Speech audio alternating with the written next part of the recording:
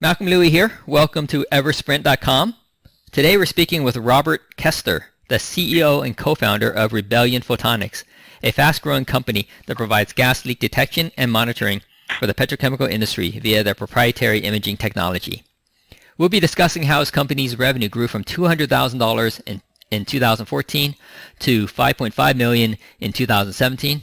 That's an increase of over 2,600%.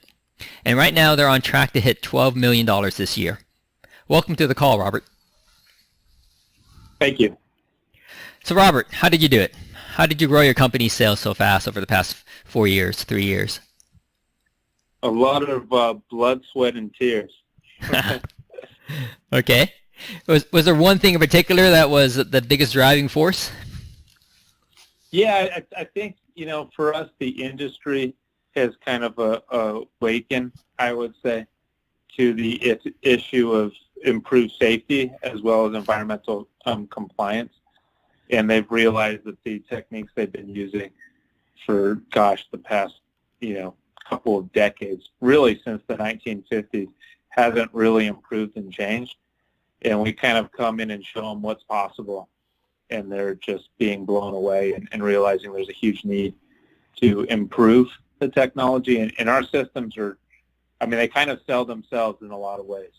When you see our technology versus the old stuff, you never want to go back. Can you explain in layman's terms, because not everyone listening are going to be petrochemical industry experts, as to how your system is so much better than what's out there? Yeah, sure. So currently on the market, they use, the gold standard is what's called a point sensor. And so it's just these discrete devices around refineries where gas may or may not come into contact with, and then they alarm. The problem with those point sensors is you can't actually see the gas leak. You can't figure out where it's leaking from, and then it's really dependent on where the wind's blowing. And so how our technology is different is it's like a camera that can see these invisible gas leaks. And when you can see them, you can then fix them. Okay. And that's a game changer. Great. So before, people would have to hunt around to figure out where the leak was. They can probably detect it in a broader area, but then it's a bit of a game to figure out where it's coming from exactly. Yeah, and you're exposing a lot of people to risk, and it takes a long time to find these leaks. Okay, so the big value here is that they can find leaks faster, reduce the risk, and I imagine by fixing these leaks faster, any sort of cleanup costs or any sort of fines they might have would be greatly reduced as well. Yeah, and the number of people you can have at these sites. Like, we're coming out of a downturn right now in the oil and gas industry, and everybody's trying to automate and get more efficient tools. And our technology is fully automated, and it doesn't require people hunting around looking for leaks. So we actually save people a lot of money and make it safe. So is your system quicker to install than the current gold standard? Is it easier to use? Is it less expensive, more expensive? How far does their value proposition go? Yeah, we save sites a lot of money. Typical sites will install $2 million worth of point sensors, and we come in an order of magnitude less in cost. And then you install one of our cameras versus tens to hundreds of those point sensors, so we're easier to install. And then there's no maintenance, so it takes a lot less capital to maintain it. It sounds like a no-brainer when they have to consider the point sensors versus your system. Yeah, and that's what's been leading to our growth. It's really an easy decision. Do you have a lot of worries over competition about other competitors coming up with a similar system as what you have? Yeah, there's always that worry, and what we do is keep innovating and pushing hard moving forward. So this year we're launching a fire and gas monitoring system. So not just gas detection, but adding a fire detection capability. Right. And when you start adding,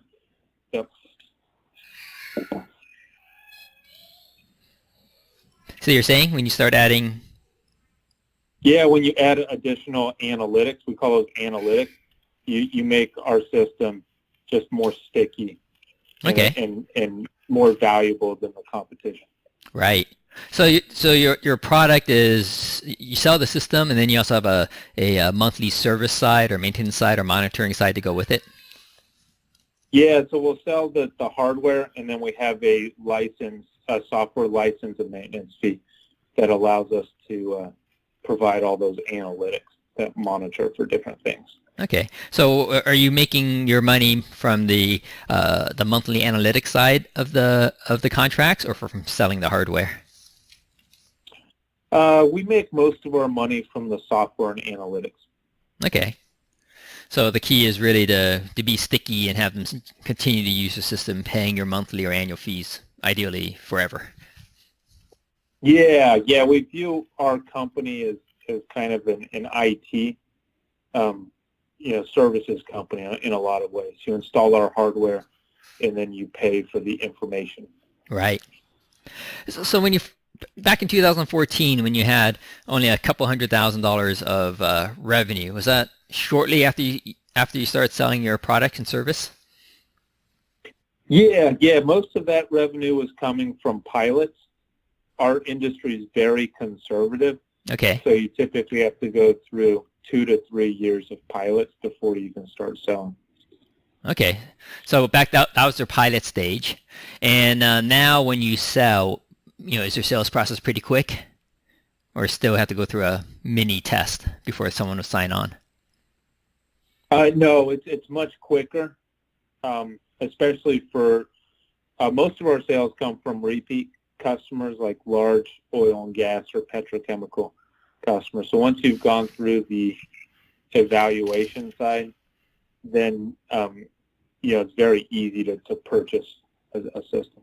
Okay, so you prove yourself with your system initially, and then they just roll it out to all their sites throughout the country, I imagine. Yeah, yep. Oh, that's fantastic. In the world. Yeah.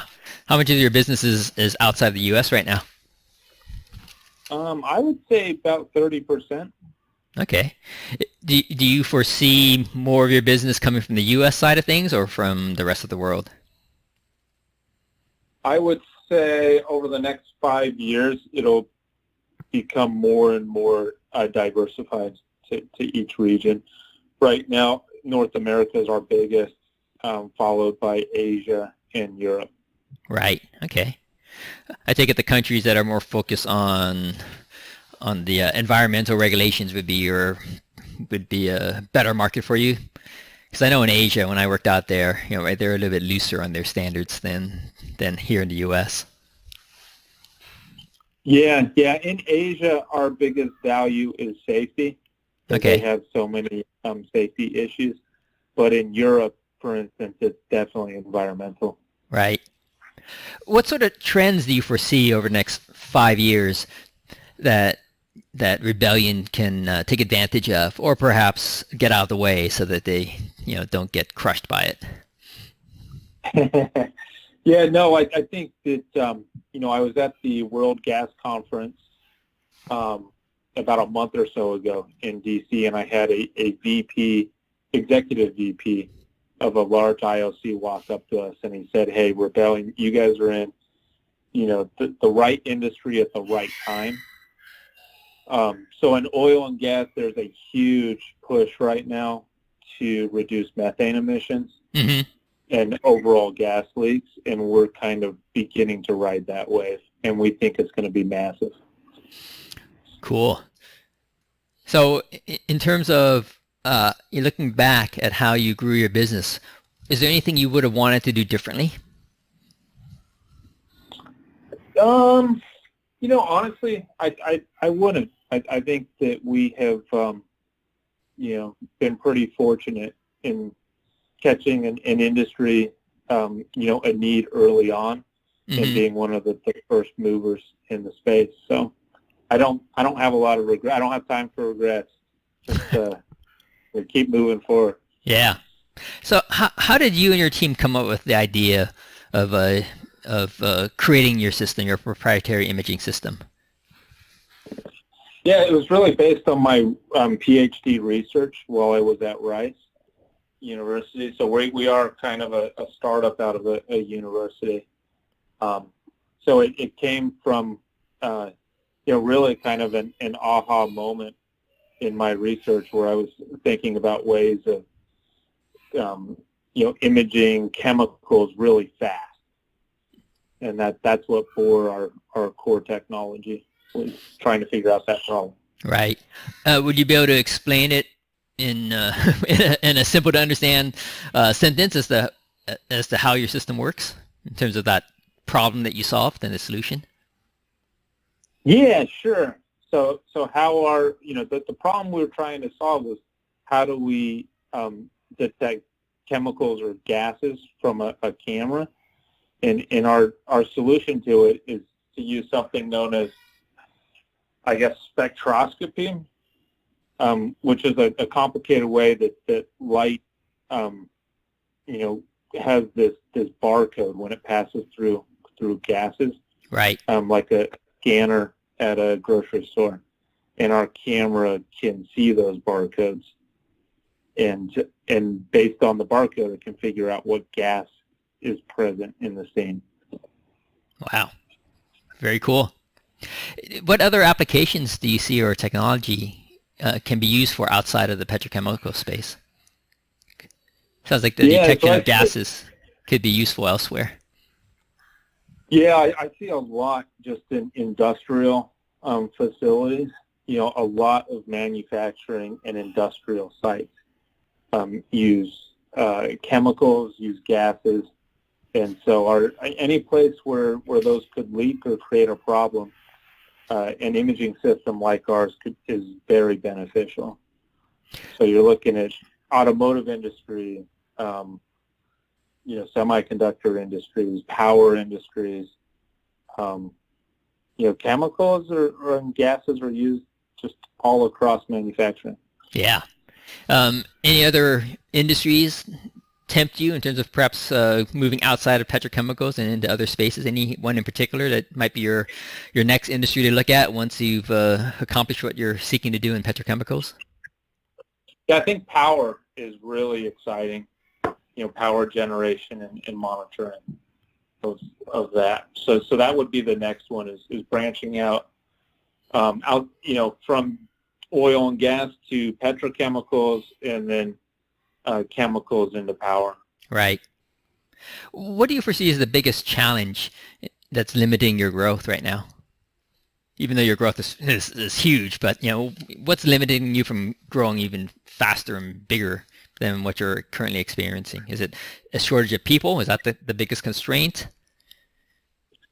Yeah, there's a few challenges. Scaling, especially when you have a piece of hardware, is always a challenge. Software companies can naturally, scale very quickly. Okay. But when you're a systems level provider like we are with a hardware component, we have to go through a lot of the scaling challenges of any hardware company, getting your vendors aligned, your people set up, your quality processes, and whatnot. Right. Okay. Yeah. Your business is fascinating. I'm a bit of a science geek myself. I used to do some work in chromatography space a long time ago, but back then it was doing the gas chromatography, not as fancy as what you're doing. For the people who are listening who would like to perhaps engage your firm's services, what's the best way for them to contact you and your team? Yeah, I would say, go to our website or just email us at sales@rebellionphotonics.com, or on the website there's a contact us prompt. You can just fill in your info. Or honestly, just call our main number, office number, and you can reach us there. Okay, fantastic. Do you have that number handy by any chance? Yeah, it's 713-218-0101. All right, great. Thanks so much for joining us today, Robert, and sharing how you grew your company so fast. That's it's outstanding. You're in the right place, right time with the fantastic product. Hey, thank you very much, and thanks for the opportunity to talk to you. Great. We've been speaking with Robert Kester, the CEO and co-founder of Rebellion Photonics, about how he grew his company's business so fast from $200,000 in 2014 to $5.5 million in 2017, and now they're on track to hit $12 million this year. To listen to other interviews with other fast-growing companies or to learn how we can increase your firm's high-ticket sales through automation, visit Eversprint.com.